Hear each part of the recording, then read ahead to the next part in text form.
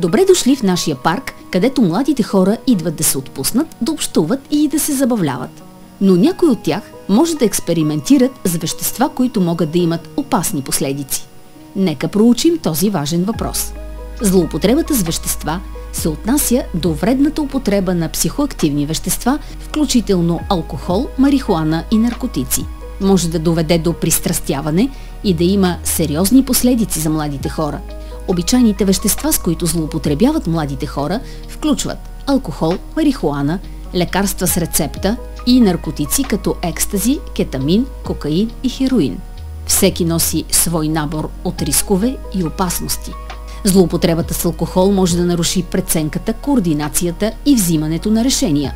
Това увеличава риска от злополуки, насилие и дългосрочни здравословни проблеми. Марихуаната може да увреди когнитивната функция, паметта и способностите за учене. Дългосрочната употреба може да доведе до зависимост и проблеми с психичното здраве. Злоупотребата с лекарства с рецепта като опиоиди, стимуланти и успокоителни може да доведе до предозиране, пристрастяване и тежки здравословни усложнения. Винаги следвайте предписаните дози и никога не споделяйте лекарства с други хора, на които те могат да причинят обратен ефект. Наркотиците са незаконни и носят огромни рискове, включително пристрастяване, предозиране и потенциално фатални последици като смърт.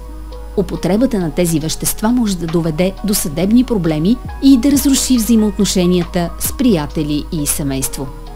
Злоупотребата с вещества може да има дълбоко въздействие върху вас като млади хора. Може да засегне физическото здраве, психическото благополучие и цялостното качество на живот. Ранната помощ е от решаващо значение. Бъдете наясно за възможните последствия, като промени в поведението, влошаване на училищното ви представяне, агресивно поведение, нарушения на закона, както и проблеми с физическото здраве. Превенцията включва научаване повече за рисковете от употребата на забранени субстанции, открита комуникация с учители, родители и приятели и предоставяне на алтернативи на употребата на тези вещества. Възможностите за лечение включват консултиране, групи за подкрепа и приемане на медикаменти. Изграждането на устойчивост срещу взимането на тези забранени вещества е от решаващо значение. Не се страхувайте да поискате помощ, когато е необходимо. Не забравяйте, че не сте сами.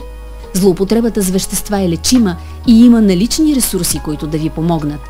Грижете се за психическото и физическото си здраве и не се колебайте да потърсите подкрепа и помощ.